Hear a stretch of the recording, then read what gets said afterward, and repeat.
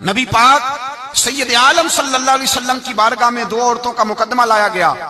یا رسول اللہ صلی اللہ علیہ وسلم، ایک عورت نماز پڑھتی ہے، صدقہ کرتی ہے، عبادت گزار ہے، لیکن حضور زبان اس کی ٹھیک نہیں، رویہ ترش ہے، تلخ بولتی ہے، اپنی گفتگو کے اندر وہ لوگوں کی بے عزتی کر دیتی ہے، رسوائیاں کرتی ہے، دل توڑتی ہے.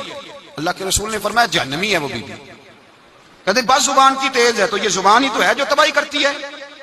صدقے کدھر گئے، نمازیں کدھر گئیں؟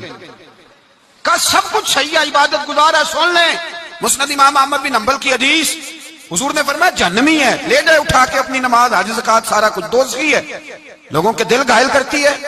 عرض کی حضور مدینے کے فلانے محلے میں ایک بوڑھی اماں رہتی ہے، یا رسول اللہ غریب ہے، پنیر کے خشک ٹکڑے صدقہ کرتی ہے، بیچاری بوڑھی ہے، زیادہ نفل نہیں پڑھ سکتی، لیکن حضور اس کی زبان بڑی اچھی ہے، اپنے لب و لہجے پہ کنٹرول کرتی ہے، کسی کو تکلیف نہیں دیتی. میرے رسول پاک نے فرمایا جا کے اسے خوشخبری دے دو کہ اللہ کے رسول فرماتے ہیں رب تجھے ضرور جنت عطا فرمائے گا. ایک شخص نے مجھے کہا کہ میں بیمار ہو گیا ہوں، فلاں آدمی مجھ سے ناراض ہے، میری صلح کرا دیں، زندگی کا پتہ نہیں. میں نے ان سے گزارش کی، میں نے کہا یار صلح کر لیں. وہ کہہ رہا ہے، کہنے لگے میں آپ کے کہنے پہ صلح کر لیتا ہوں، لیکن جو لفظ اس نے کہے تھے وہ مجھے بھولتے نہیں.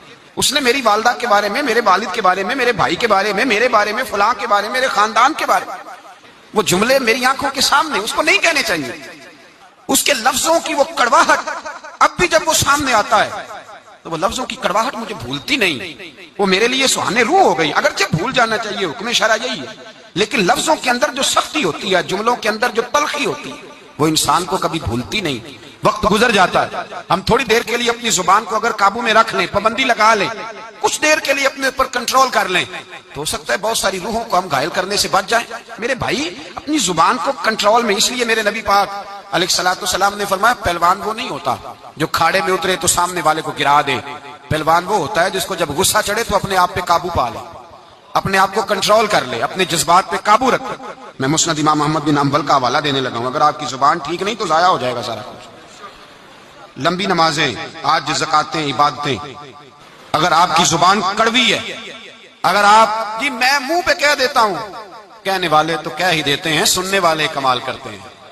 سننے والے کمال، میں نے سنائی ہے چار، کمال کی بات کی ہے تو نے. یہ کس قسم کا تیرا انداز ہے گفتگو کا؟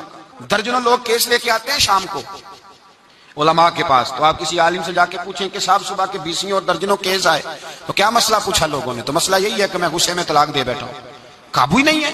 خاتون بات کرتی ہے تو اتنا سخت جملہ کہہ دیتی ہے، اور خامد کے پاس پہلے ہتھیار موجود ہے، وہ تو کہتے ہیں مجھے ماں بدولت کوئی چھیڑ دیا ہے، مجھے نواب صاحب کو ہی آپ نے کہہ دیا چلو طلاق طلاق طلاق، فارغ، چھٹی ہو گئی.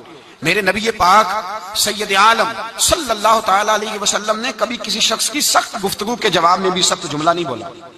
نرم گفتگو کرتے، نرم بات کرتے.